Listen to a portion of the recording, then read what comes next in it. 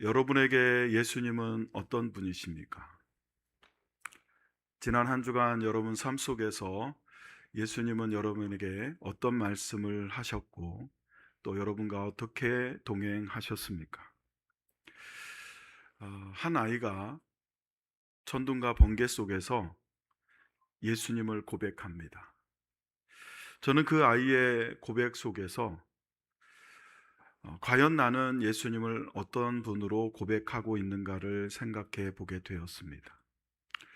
우리가 열심히 교회를 다니고 지금도 예배를 하고 있고, 어떤 분들은 믿음의 열정을 가지고 끊임없이 기도하고 또 하나님의 말씀을 묵상합니다. 그럼에도 불구하고 우리에게 참 부족한 것이 있다고 하면 너무 편안하기 때문에, 너무 친근하기 때문에, 너무 가깝기 때문에 정말 알아야 할 예수님에 대해서는 오히려 잘 모르고 있지 않은가. 그리고 예수님에 대한 우리의 믿음의 고백을 쉽게 그리고 편안하게 하지 못하고 있지는 않은가 한번 생각을 해보게 됩니다. 영어도 아니고 더군다나 우리나라 말은 아닙니다. 보시지 않으면 이 아이가 뭐라고 고백하는지 볼 수 없습니다. 잘 보시고 뭐라고 하는지 짧은 영상이니까 한번 보시기 바랍니다.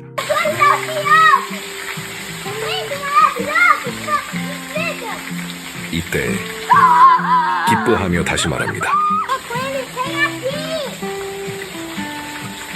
이제 대화하듯 말합니다. 신나서 기뻐하는 모습,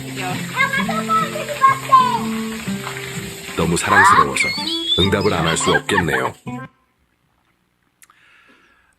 비가 오고 번개가 치죠. 근데 아이가 말할 때 조금 뒤에 마치 하나님이 대답하시듯, 번개로 대답하시듯 번개가 이렇게 반짝반짝해요. 근데 그것을 아이는 하나님이 말씀하시는 걸로 받는 거예요. 처음에 뭐라고 그럽니까? 예수님 사랑해요. 반짝반짝, 반짝반짝. 예수님은 아름다워요. 예수님은 훌륭해요. 예수님은 놀라워요.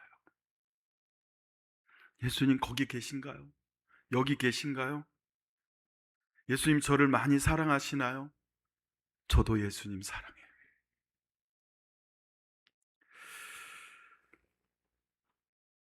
이 아이보다 아마 여러분이 기도 더 많이 하실 거예요.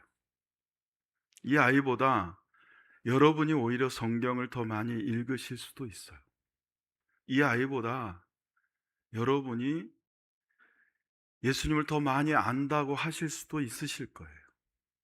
근데 저는 이 아이만큼 직접적이고 그리고 직설적으로 예수님을 만나 고백하고 예수님을 친근히 여기는 사람은 많지 않다고 여겨집니다. 여러분, 예수님은 아름다우셔. 예수님은 놀라우신 분이에요.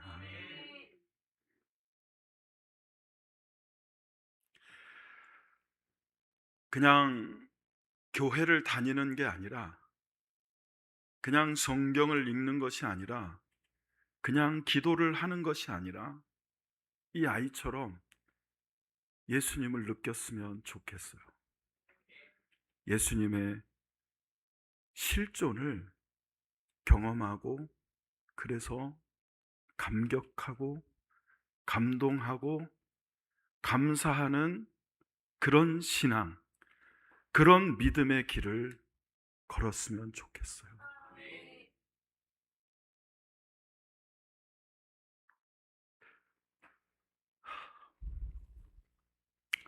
예수님이면 되는, 예수님이면 충분한, 그냥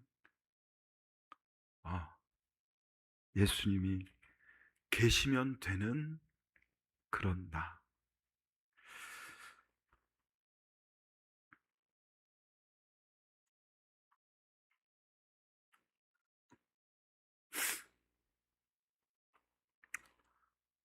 젊은 시절에는 설교가 하고 싶어서 미치도록 주일이 기다려졌어요. 설교를 준비하고 제 스스로가 은혜가 돼서 이걸 빨리 전하고 싶은 거예요.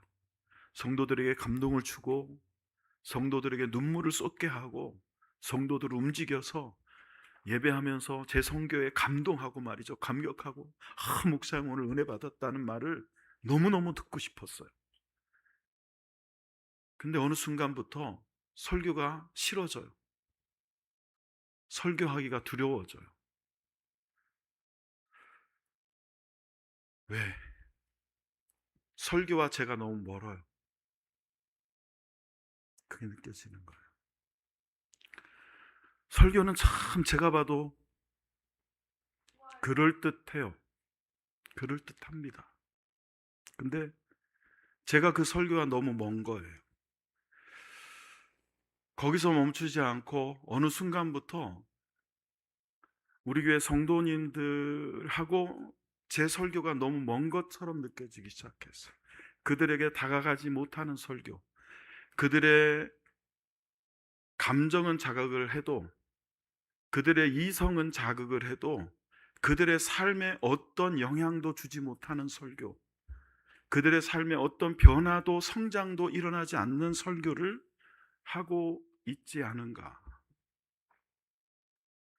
그래서 저는 여러분에게 무엇을 하라고 하는 설교가 아니라 여러분이 어떻게 윤리적으로 도덕적으로 어떤 기준을 가치를 가져야 하는가 하는 설교가 아니라 그냥 여러분이 예수님을 알았으면 좋겠어요. 이 아이처럼. 여러분, 쏟아지는 빗 속에서 자기가 던진 말에 타이밍을 맞춰서 번쩍이는 번개를 보고 하나님이 자기에게 말씀한다고 믿는 이 아이보다도 우리는 작고 연약한 믿음을 갖고 있지 않은가. 하나님이 직접 말씀하시는 성경을 읽으면서도 예수님을 몰라요. 이 아이만큼도 모르는 거예요. 예수님이 얼마나 놀라우신 분인지, 예수님이 얼마나 훌륭하시고 위대하신 분인지, 예수님이 얼마나 놀라우신 분이신지를 모른다는 거죠. 사랑하는 성도 여러분, 히브리서는 1장부터 13장까지의 긴 편지입니다. 이 긴 편지에서 이 히브리서를 나타낼 수 있는 단 한 구절을 찾으라 한다면 저는 오늘 본문 1장 3절을 고르겠습니다. 히브리서 1장 3절에는 예수님을 메시아로, 구세주로, 그리스도로 믿지 못했던 유대인들을 향한 하나님의 절절한 메시지가 담겨 있습니다. 너희가 거부하고 거절하고 믿지 않고 받아들이지 않는 그 예수가 어떤 분이냐, 이런 분이다 라고 말하고 있습니다. 저는 여러분이 예수님을 잘 안다고 믿습니다. 여러분이 예수님을 얼마나 사랑하는지도 압니다. 여러분이 얼마나 예수님을 위대하신 분으로 인식하고 있는지도 압니다. 그러나 거기서 멈추지 말고 이 아이처럼 작은 자연의 변화에도, 작은 자연 속의 어떤 현상 속에서도 예수님을 발견하고 예수님과 대화하고 예수님과 교제하고 예수님이 마치 옆에 계신 것처럼 그렇게 함께 동행할 수 있는 사람들로 변화되었으면 좋겠습니다. 사랑하는 성도 여러분, 우리 오늘 히브리서 1장 3절의 한 절 말씀을 통해서 오늘이 여러분이 예수님과 직접적으로 교제하고 친밀해지고 남은 인생 동안 오직 예수로 그렇게 살아가는 기점이 되기를 주의 이름으로 부탁을 드립니다. 예수님은 어떤 분이시냐? 여러분이 알고 있던 모든 예수에 대한 선입견과 예수님에 대한 사전의 지식들을 다 내려놓으시고 마치 예수라고 하는 분을 오늘 처음 듣는 것처럼, 마치 예수님이라는 이름을 처음 듣는 여러분처럼 이 말씀을 직면하시기를 부탁드립니다. 히브리서 1장 3절에서 말씀하시는 예수님은 어떤 분이냐? 첫째, 예수는 하나님의 본질을 나타내시는 분이라고 가르칩니다. 우리 같이 한번 해볼까요? 예수는 하나님의 본질을 나타내시는 분이다. 히브리서 1장 3절 상반절을 같이 읽습니다. 시작. 이는 하나님의 영광의 광채시요 그 본체의 형상이시라. 예수님은 하나님의 영광의 광채이시다 그럽니다. 예수님이 어떤 분이냐? 하나님의 영광의 광채다. 광채라고 하는 이 아파우가스마라고 하는 헬라어는 광채라는 뜻도 있고 형상, 이미지라고 하는 뜻도 있습니다. 즉 빛이라는 뜻도 있고 형상이라는 뜻도 같이 갖고 있습니다. 그런데 왜 신학자들은 형상이라고 번역하지 않고 광채라고 번역을 했을까요? 그것은 영광이라는 것 자체가 본질적으로 빛을 갖고 있기 때문에 그렇습니다. 하나님의 영광이라는 것은 빛을 의미합니다. 그런데 예수님이 하나님의 영광의 광채라고 합니다. 여러분, 태양을 떠올려 보십시오. 태양과 빛을 분리할 수 있습니까? 태양과 빛은 분리되지 않습니다. 태양하면 빛입니다. 빛하면 태양입니다. 마치 그와 같이 예수님 하면 광채이시고 광채는 예수님이십니다. 여러분, 하나님의 영광과 광채는 분리될 수 없어요. 그렇기 때문에 성부 하나님의 영광이라고 하면 바로 예수님이 하나님의 영광이시고 그 예수님이 하나님의 영광의 광채, 빛을 내시는 분. 그래서 예수님은 빛을 반사하시는 분이 아니라 빛 자체이신 분이신 줄로 믿습니다. 조명의 발달로 오늘날 우리는 이렇게 환한 조명 불빛 아래서 정말 밝게 예배를 드립니다. 제가 국민학교를 다닐 시절만 해도요, 어두웠습니다.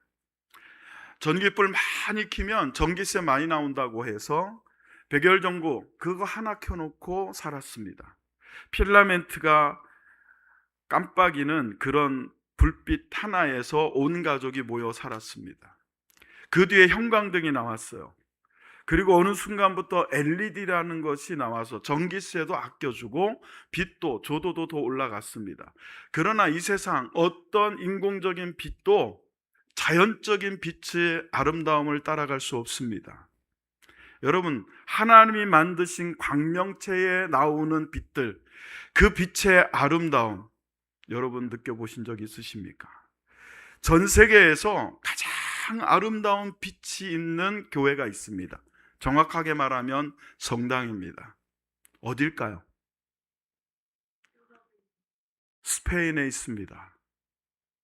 파밀리에 대성당이라고 하는 성당의 빛입니다. 가보신 분도 혹시 계실지 모르겠어요. 아마 대부분 안 가셨을 거예요. 못 가신 거 아니고. 그러나 영상으로 한번 짧게지만 보시죠. 성당을 가만히 걷고 있다 보니까 성당 내부와 관광객들을 비추고 있는 빛이 인공 조명이 아니라는 사실을 깨달았는데요. 신이 빛의 형태로 존재한다고 믿었던 가우디는 형형색색의 스테인드 글라스를 통해 빛이 성당 안을 가득 채우도록 만들었다고 합니다.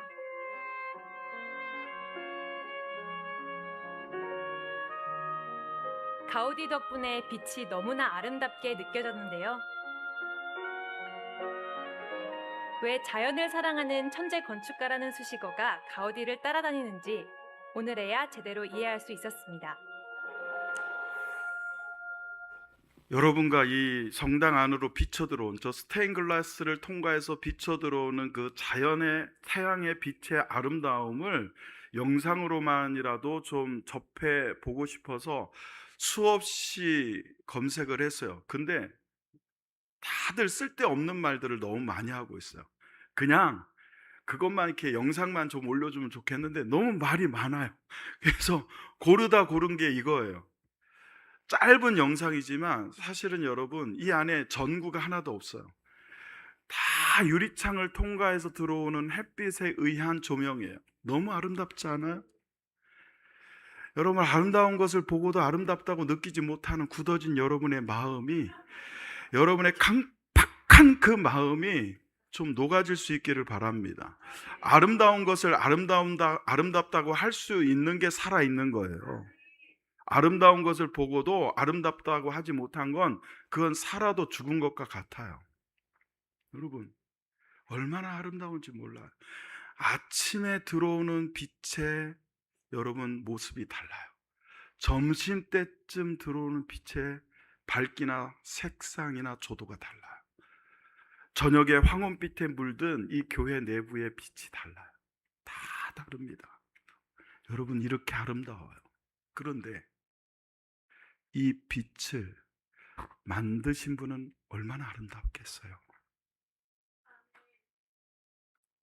여러분, 삶에 찌들어서 예수의 아름다우심을 놓치지 마세요.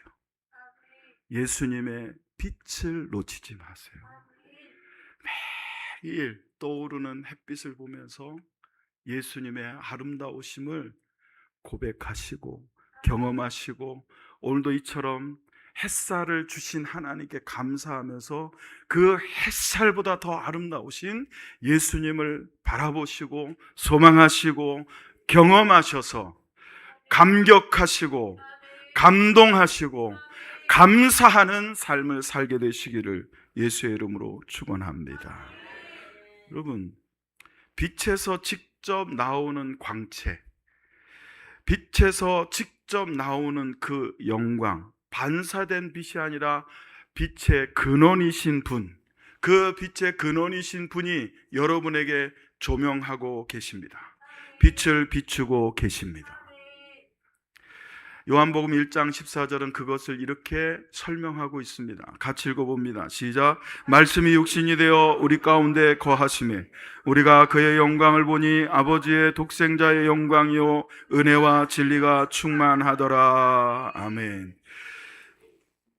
여러분, 한번 조용히 생각해 보세요. 2000여 년으로 돌아가 봅시다.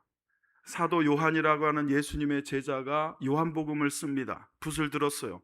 종이 앞에 앉아 있습니다. 그리고 성경을 써 내려가는데 14절쯤에 와서 이런 고백을 합니다.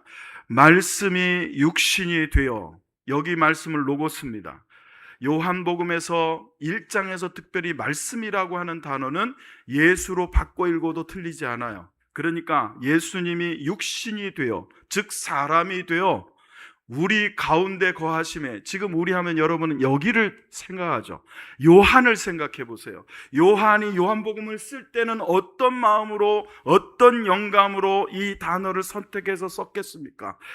예수님과 함께 걸었던 우리, 예수님의 기적을 함께 보았던 베드로, 빌립, 바돌로메와 같은 우리 가운데 예수님이 육신이 되어, 즉 사람이 되어 거하심에 우리가 그의 영광을 보았다 그래요. 우리가 우리 눈으로 예수님을 본 게 아니라 그의 영광을 보니 그랬습니다. 예수님이라고 하는 한 사람 속에 그의 영광이 보였다는 거예요. 요한은 예수님의 영광을 보았습니다. 여러분은 성경을 읽으면서 성경에 계시된 예수님의 영광을 보시는 눈이 열리기를 주의 이름으로 축원합니다.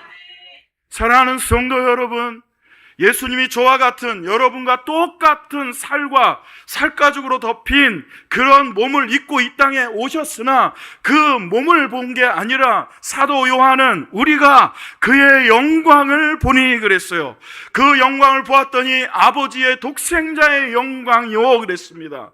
여러분, 이것은 육신의 눈이 아니라 시력 1.2인, 1.5인 여러분의 눈의 시력으로 본 것이 아니라 영의 눈이 밝아져서, 그래요 여러분, 우리 교회에는, 서정장로교회는 성경을 읽기 전에 반드시 성령의 조명을 구하며 기도합니다. 그거는 그냥 순서로 집어넣은 것이 아니라 우리가 성경을 읽을 때 요한처럼 예수님의 영광을 보기 위해서는 이 육신의 눈이 아니라 영의 눈이 띄어져요. 영의 눈이 띄어져서 그의 영광을 볼 수 있는 눈으로 성경을 보아야 하기 때문에 그렇습니다.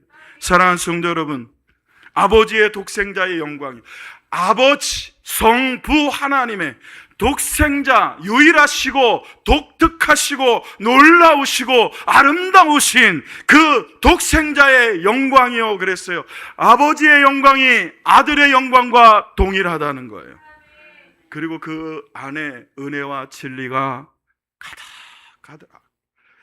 여러분, 컵에 물이 가득해서 출렁출렁 조금만 움직여도 흘러 넘치도록 그렇게 충만한 것처럼 요한이 보니까, 예수님을 보니까 예수님 안에 성부 하나님의 영광의 빛이 있고, 그분이 곧 독생자의 영광이실 뿐만 아니라 그 안에 은혜가 가득 채워져 있는 게 보이더라는 거예요.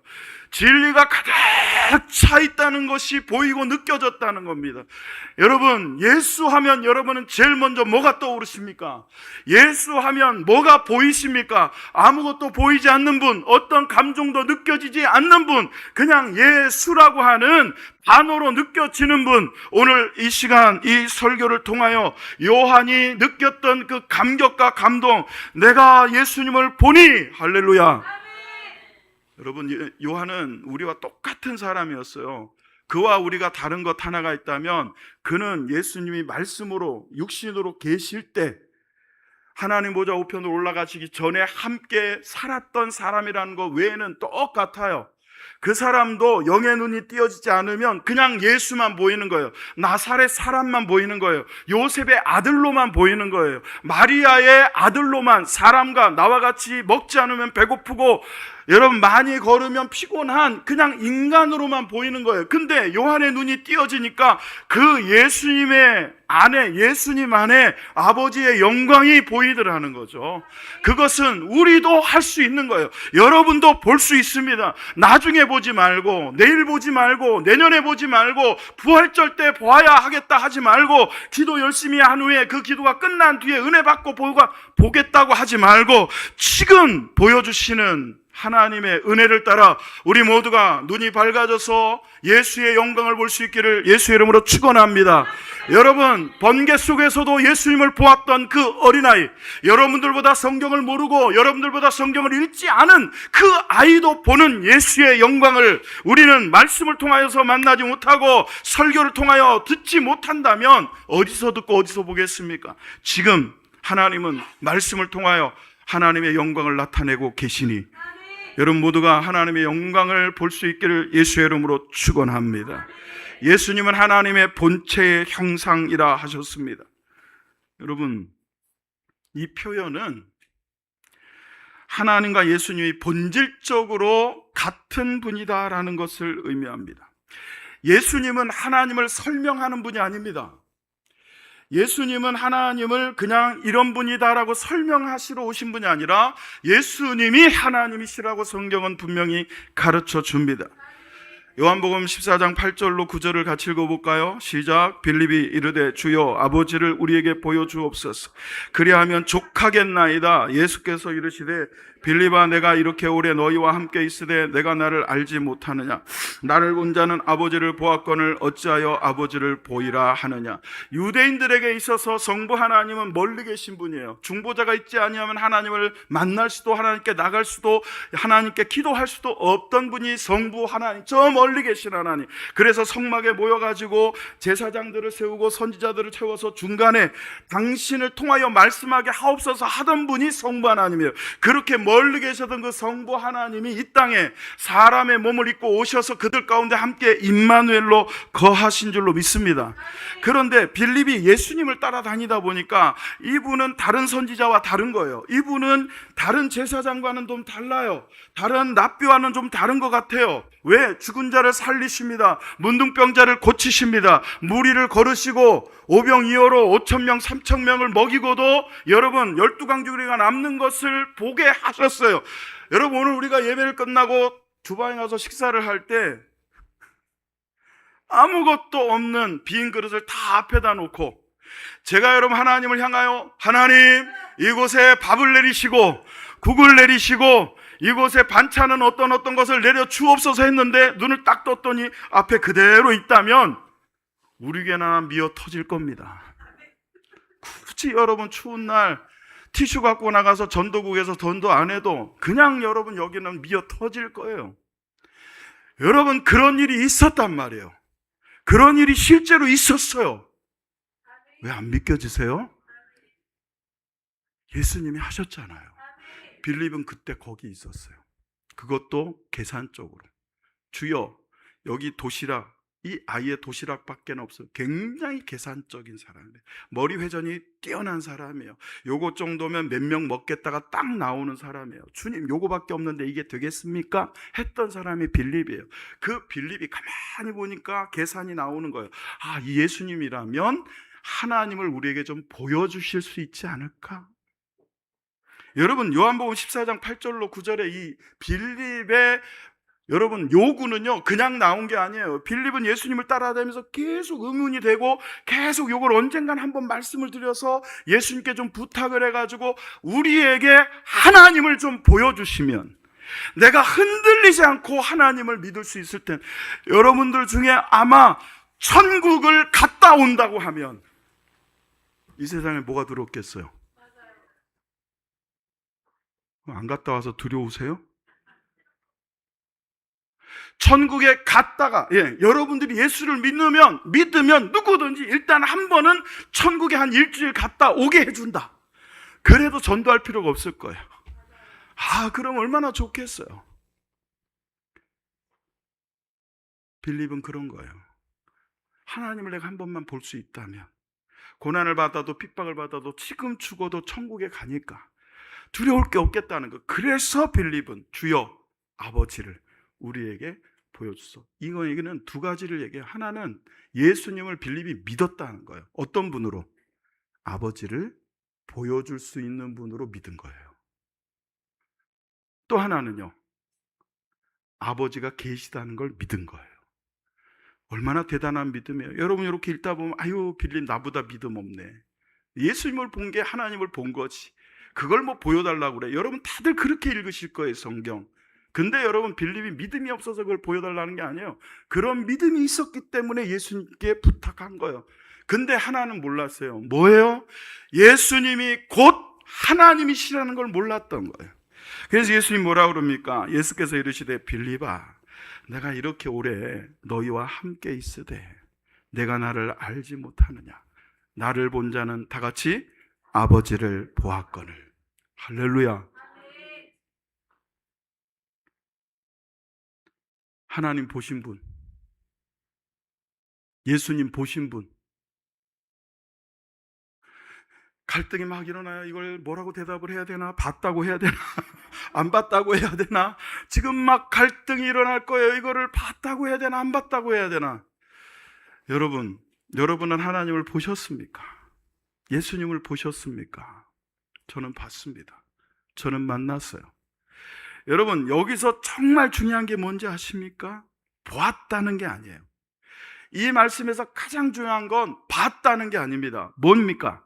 예수께서 이르시되 빌립아 내가 이렇게 오래 너희와 함께 있으되. 모태신앙 손 들어보세요.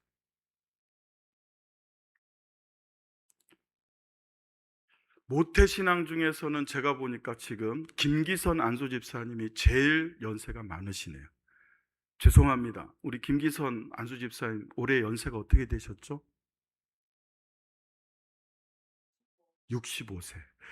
65년 동안 우리 김기선 안수집사님 하나님 보셨습니까? 예수님 보셨습니까?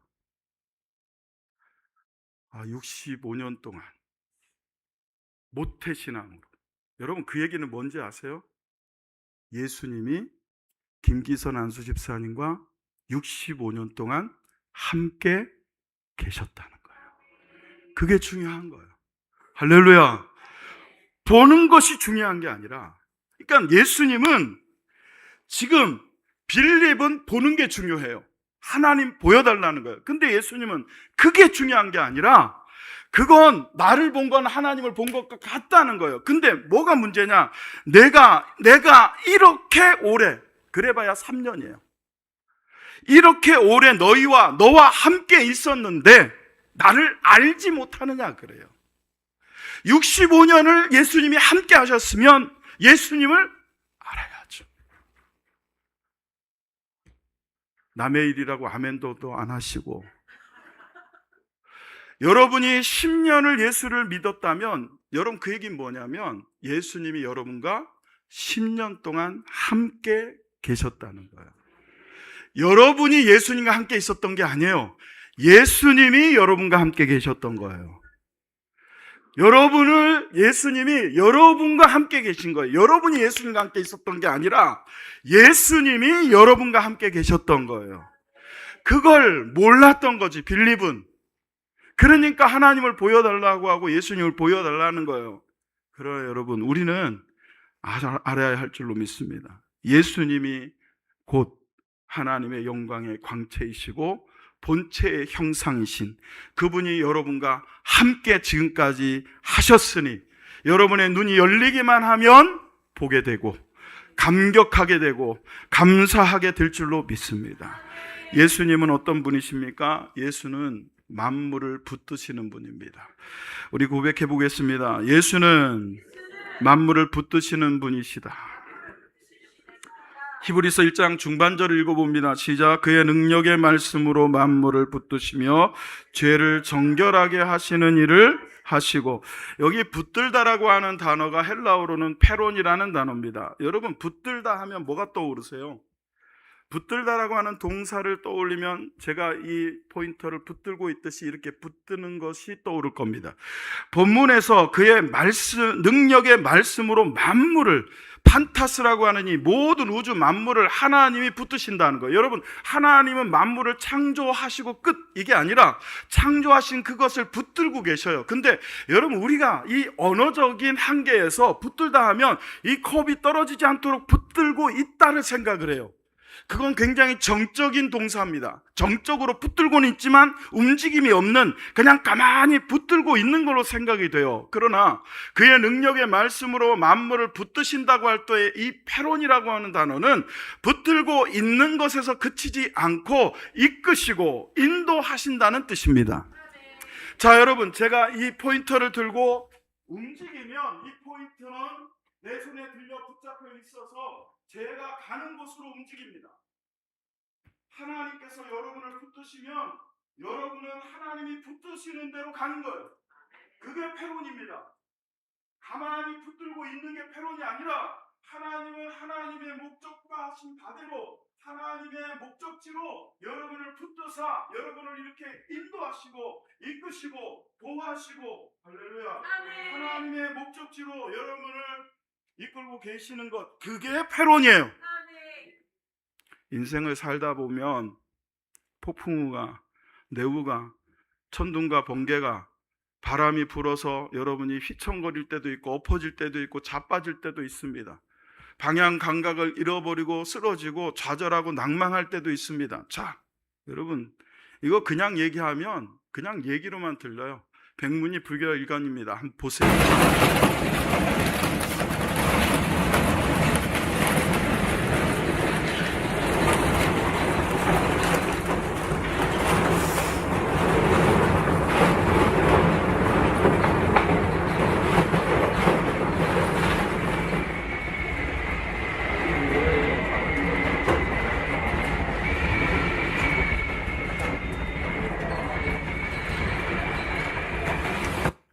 무섭지 않습니까?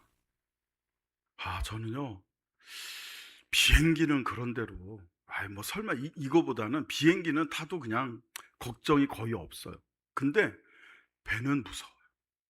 한번 제가 되게 고생을 해가지고, 정말 제 인생에서 그렇게 간절히 정말 하나님께 목숨을 걸고 기도해 본 적이 없는 것 같아요. 한 2시간을요, 나무로 만든 배예요. 나무로 만든 배인데 2시간을 항해하는데 배가 정말, 제가 배 맨 앞에 자서, 앞에 구경하고 싶어서 맨 앞에 딱 2번째에 딱 앉았거든요. 그냥 오픈이 돼 있어. 선장실이 같이 있어. 여객선, 그 사람들하고 같이 있는 그런 배예요. 선장이 키를 잡고 운전하는 배 바로 뒤에 앉았거든요. 배가 어떻게 가는지 아세요? 정말 이렇게 가요. 뱃머리가 이렇게 갔다가 떨어질 때 뭐 이렇게 떨어지는 게 아니라 이렇게 떨어져. 그리고 좌우로 막 흔들려. 그때 생각이, 그렇게 두려운 순간에도 어떤 생각, 이 배가 어떻게 중심을 잡지? 야, 대단하다. 그런 생각을 하면서도 정말 하나님께 2시간 동안 정말 제 인생에서 그렇게 간절히, 제가 금식을 하면서도 그렇게 간절해 본 적이 없던 것 같아요. 그렇게 간절히 살려달라고. 살려만 주시면 제가 정말 열심히 그렇게 기도를 했어요. 여러분, 이게 이 영상 끝까지 가보면요, 여기 위에 파란 지붕이 있죠. 저거 폴리카보네이트라고 하는, 잘 웬만하면 안 찢어져요. 저게 다 떨어져 나가요. 근데 여러분, 잠깐 지나갔지만 선장실 보이죠? 페론이 뭐냐? 저 폭풍우 치는 배에 키를 잡고, 원래 어떤 폭풍우가 올지라도 그 폭풍우를 뚫고 목적지를 향해 가도록 붙잡고 있다, 그 뜻이에요. 아무튼 아멘 안 하신 분들은 그냥 폭풍우가 휘몰아칠 때 그냥 파선하시고 엎어지시고 침몰하시고 망하시고 멸망하시기를 안 되죠. 그래서 기회를 드립니다. 여러분, 페론, 하나님이 만물을 붙드신다 할 때 그 만물 안에 우리도 있잖아요. 나도 있잖아요. 예수님이 어떤 분이냐? 예수님은 여러분을 붙드시는 분. 그래서 어떤 폭풍우와 어떤 태풍 속에서도 여러분 엎어지거나 좌절하거나 넘어가거나 낭망하거나 쓰러지고 없어지지 아니하고 멸망하지 않고 결국은 항해를 끝난 뒤에 하나님의 천국의 항구에 도착하도록 붙드시는 분이 누구시다? 예수님이십니다. 예수님은 어떤 분이시냐? 예수님은 죄를 정결하게 하시고 통치하시는 분이십니다. 하반절을 같이 읽습니다. 시작. 죄를 정결하게 하는 일을 하시고 높은 곳에 계신 지극히 크신 이의 우편에 앉으셨느니라. 여러분, 사실 히브리서는 유대인들을 향한 글, 물론 모든 그리스도인들이 읽어야 될 성경이지만 히브리서라고 하는 책명에서 나오듯이 히브리 사람, 즉 유대인들, 어떤 사람들, 구약의 하나님은 믿지만 예수님을 부정하던 그 히브리 사람들에게, 여러분, 그 히브리인들에게 예수님이 그리스도라는 것을, 예수님이 대제사장이시라는 것을 증거하기 위해서 쓰여진 성경이 히브리서라고 할 수 있습니다. 그렇기 때문에 구약적인 배경을 갖고 있고 제사장적인 배경을 갖고 있어요. 그래서 죄를 정결하게 하는 일, 누가 했습니까? 제사장들이 했던 거예요. 그 제사장들이 했던 그 일을 예수님이 하신다는 거죠. 근데 그 예수님은 어떻게 죄를 정결하게 하시느냐? 여러분, 같이 한번 읽어보세요. 시작. 그는 저 대제사장들이 먼저 자기 죄를 위하고 다음에 백성의 죄를 위하여 날마다 제사 드리는 것과 같이 할 필요가 없으니 이는 그가 단번에 자기를 드려 이루셨습니다. 여러분, 한번 상상해 보세요. 구약의 이스라엘 백성들이 하나님께 나갈 때는 반드시 죄 문제를 해결해야 돼요. 근데 그 죄 문제를 해결하도록 하나님이 율법을 주셨는데, 그 율법이 뭐냐? 소나 염소나 양이나 비둘기를 가지고 잡아 그 피를 제단에 뿌리고 나한테 나와라. 그 제사를 집전하던 자들이 제사장들이었어요. 그런데 그 제사장들이 백성들의 죄를 사하기 위해서 제물을 잡을 때 먼저는 자기 것을 먼저 드려야 돼요. 왜? 자기도 죄인이니까. 죄를 씻기 위한 제사를 집전하는 제사장이 죄인이야.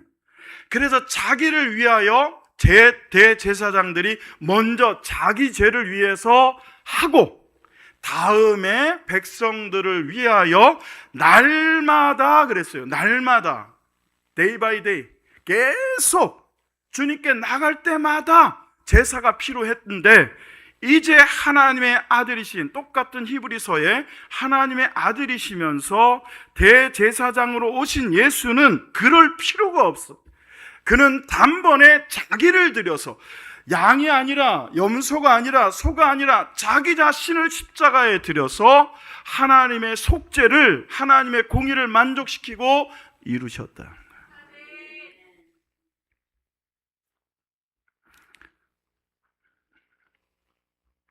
여러분, 한 구절 더 읽어볼까요? 시작. 그가 거룩하게 된 자들을 한 번의 제사로 영원히 온전하게 하셨느니라. 한 번에 영원히 온전하게, 이게 예수님의 제사의 특징입니다.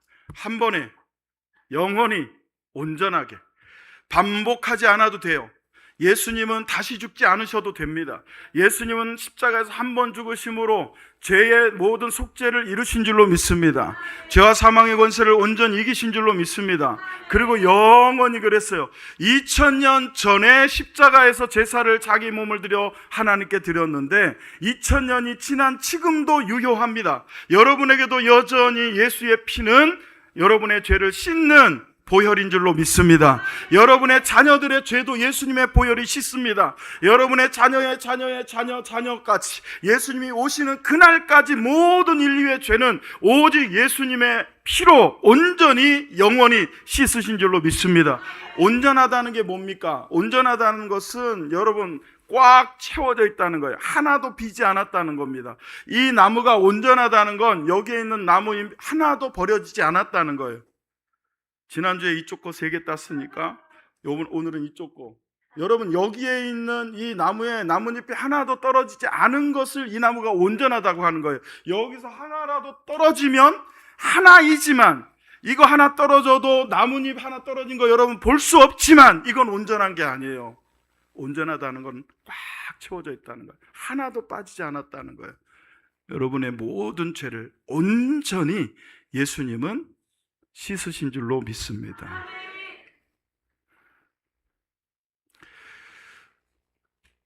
저는 사실 개인적으로는 클래식을 굉장히 좋아합니다.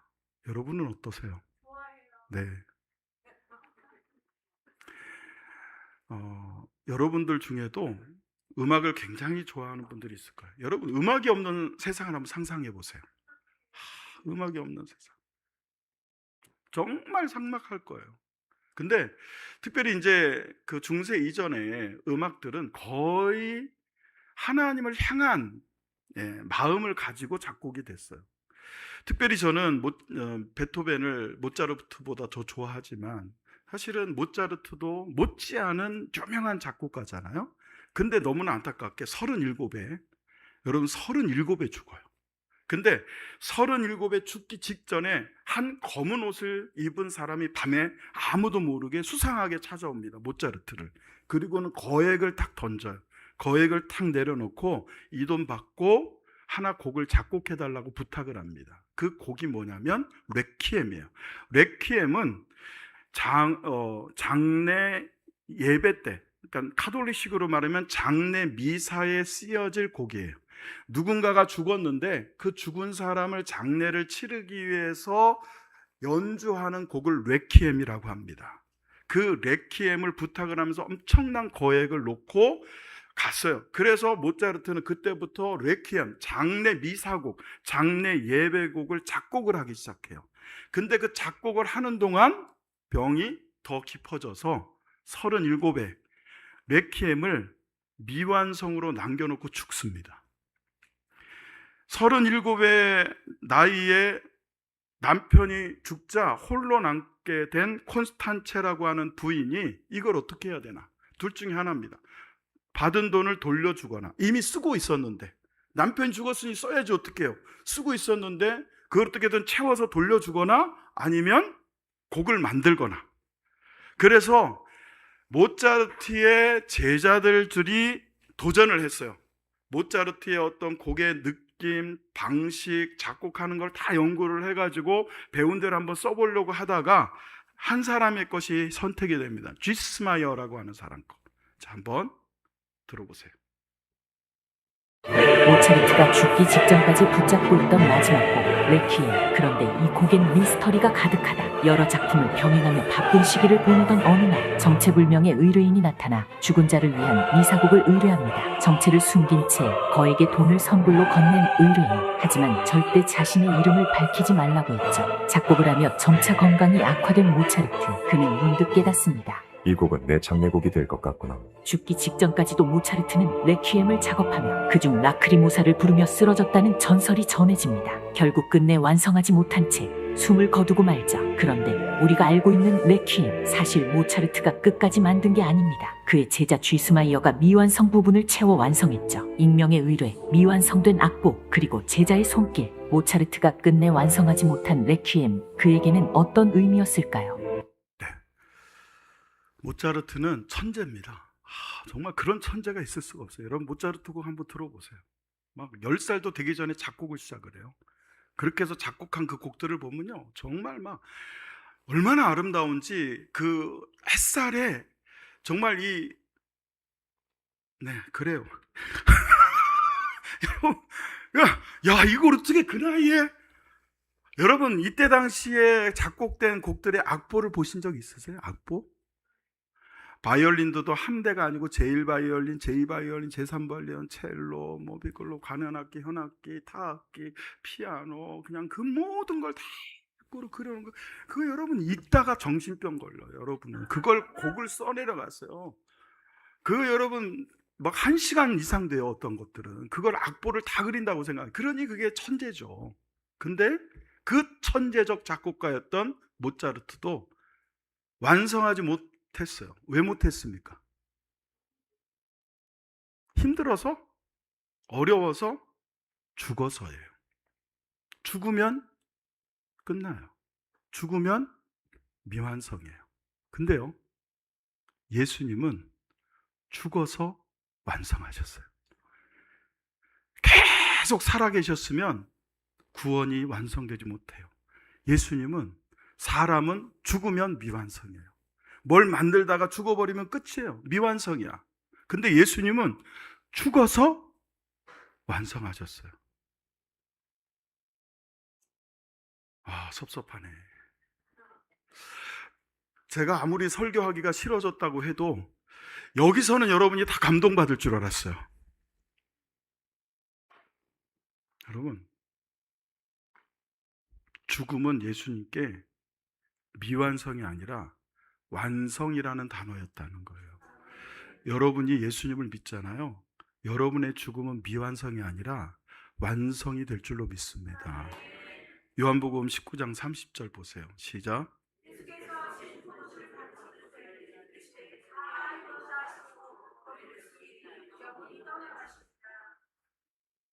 제가 수도 없이 인용한 성경 구절인데 새롭게 다가오더라.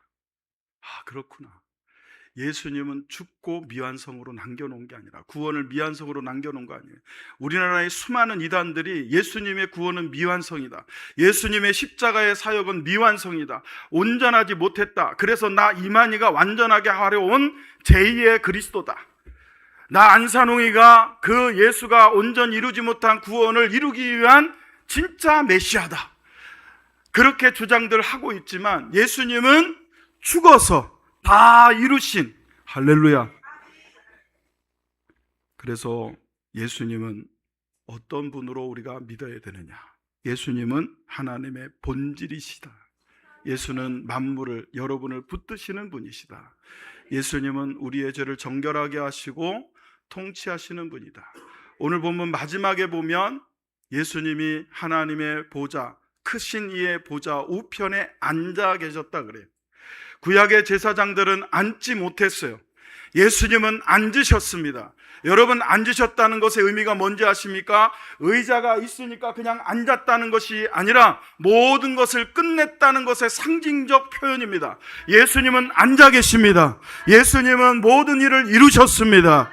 그 이루신 예수님이 저와 여러분의 죄를 정결하게 하시는 일도, 속죄하시는 일도 온전히 이루신 것을 믿으시고, 할렐루야, 죄를 두려워하거나 죄를 여러분 범하는 자가 아니라 그 죄의 속죄함을 받은 자답게, 여러분 이제는 예수님을 단순히 따라가는 자, 예수님을 아는 자, 예수의 이름을 기억하는 자 정도가 아니라 여러분 자체가 예수님으로 인해 존재하는 분들 되시기를 예수의 이름으로 축원합니다. 우리 들은 말씀 붙잡고 예수의 이름을 찬양하겠습니다.